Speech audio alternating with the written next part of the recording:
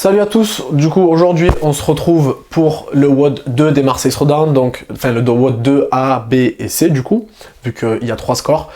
Donc le WOD on a 4 rounds for time de 20 toss to ring, 8 devil press, 22,5 pour les hommes, 15 kg pour les femmes. Donc ça c'est la partie 1, on a un time cap de 7 minutes et puis on a 1 minute de repos. Si vous finissez pas dans le time cap, si vous finissez avant, ben, vous avez un peu plus. Et ensuite 3 minutes pour faire 500 mètres row qui est un score. Et ensuite, max de distance instant walk dans le temps restant avec des sections de 1 mètre. La longueur maximum que vous pouvez faire, c'est 5 mètres.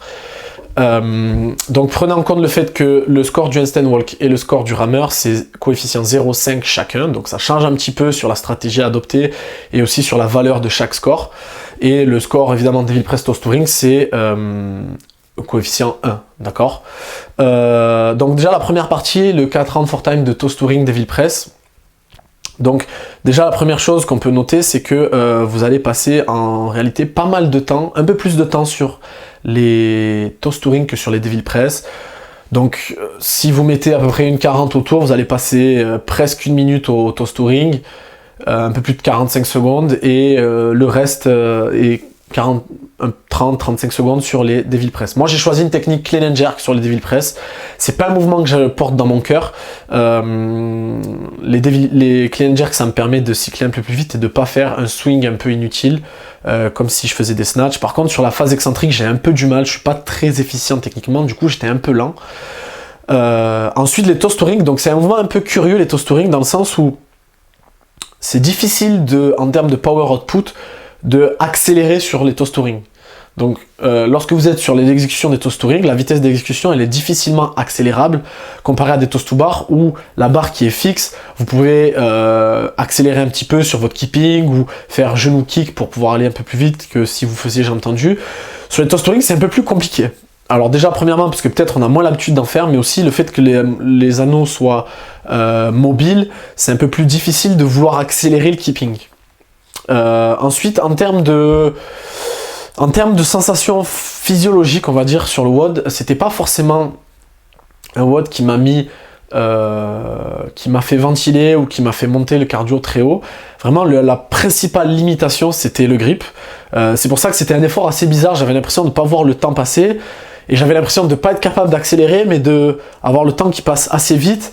Donc j'ai opté pour faire les 20 premiers toss to ring unbroken. J'aurais peut-être dû breaker rapidement, parce qu'après sur les rounds d'après, j'avais les avant-bras assez fatigués. Et en plus de ça, sur les devil press, sur la phase excentrique, me prend beaucoup d'énergie. Et en plus de ça, sur le grip. Donc le clean jerk, ça m'aide aussi, étant donné que le swing est moins grand. J'ai moins de tension sur les avant-bras que si je faisais du snatch. Alors évidemment, si vous arrivez à faire du snatch et à être efficient sur le snatch, sur les devil press, faites-le. Faites-le. Je pense que si je devais le refaire, je le referai pas. Mais si je devais le refaire, je ferais des snatchs, je pense. J'essaierais de faire des snatchs pour gagner un peu de temps. Et peut-être si à un moment donné je fatigue et que j'ai du mal sur les snatchs, je ralentis trop, passer peut-être sur des clean and jerk. Ou alterner sur les deux techniques, à voir. Ensuite sur les toss to ring, j'aurais peut-être dû breaker dès le début un quick break très bref de manière à pas désaturer trop en oxygène sur mes avant-bras, sur mes fléchisseurs du doigt, parce que après sur le round 3 et 4 j'ai été obligé de un peu trop breaker, ça m'a fait perdre pas mal de temps.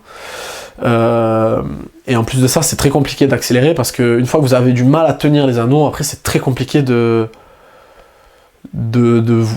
capable d'accélérer quoi. Et en plus même les devil press, sur le cyclage des devil press, c'est un mouvement qui est aussi compliqué à accélérer. Je crois que sur la vidéo de démo, on a Célega Biani qui met 5 minutes 40, ce qui est un bon temps en réalité. Donc là, les phases de transition vont faire beaucoup. Dès que vous finissez votre toss to ring, allez-y de suite. Là, je fais un break d'à peu près 10 secondes. C'est peut-être sûrement même trop long. Là, ça fait déjà 12 secondes. Peut-être organiser vos breaks sur les toss to ring. Si vous comptez breaker, organisez-les avant de partir sur le WOD. Ensuite sur la technique des toss to ring, j'avais pas un très gros swing, j'avais pas trop de fatigue des fléchisseurs ni du caisson abdominal, mais c'était vraiment les avant-bras et la force de préhension qui m'ont limité. La combinaison des deux c'était assez traître. Ensuite vous allez voir le temps, alors la perception moi que j'ai eu du temps, le temps est passé très vite. J'ai vu qu'à un moment donné il me restait qu'1 minute dans le time cap et je me suis même pas rendu compte.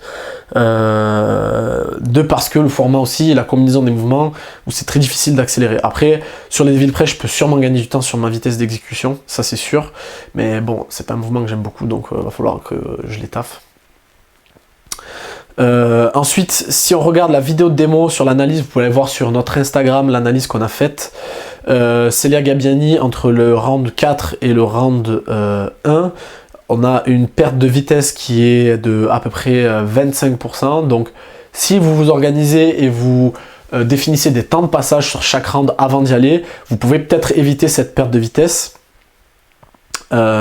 Évidemment, organisez vos breaks si vous comptez faire des breaks sur les toast touring en fonction de ça. Évidemment, si vous êtes capable, vous avez l'endurance de grip, la force de préhension pour faire les toast touring unbroken, je vous conseille de le faire.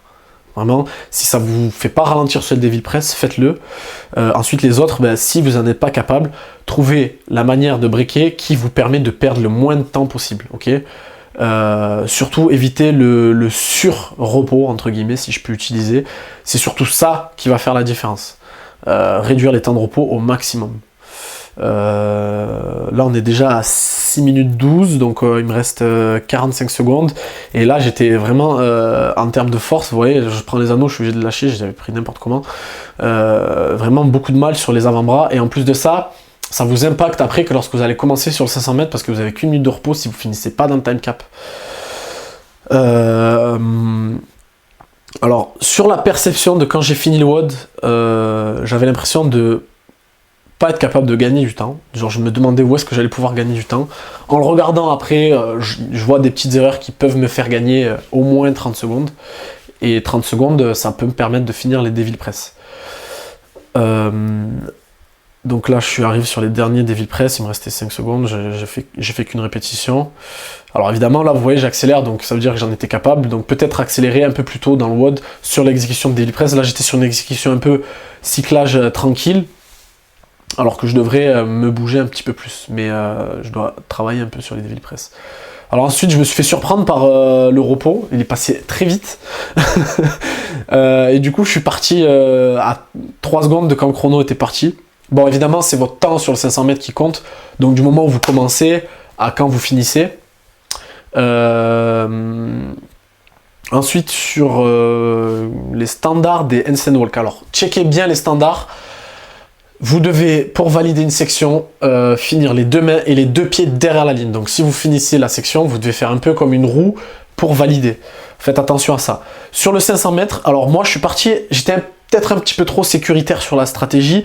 Je suis parti avec mon pacing de 2000 mètres, donc de mon PR au 2000 mètres, et je me suis dit à 250 mètres, t'avises. Donc ce que j'ai fait, c'est que je suis parti à une 40. Arrivé à la moitié à 250 mètres, j'étais bien, donc j'ai décidé d'accélérer, de partir à une 38 et j'ai même fini à une 36. Le temps total, j'ai mis une 38,7 pour effectuer le 500 mètres. Peut-être que... Alors après, ça dépend de votre instant walk. Si vous êtes à l'aise sur l'instant walk et que le rameur, c'est pas votre fort, il va falloir que vous soyez... que vous envoyiez plus sur le rameur. Alors c'est compliqué parce que sur les derniers 200 mètres, on hésite à envoyer un dernier coup de fouet parce que vraiment...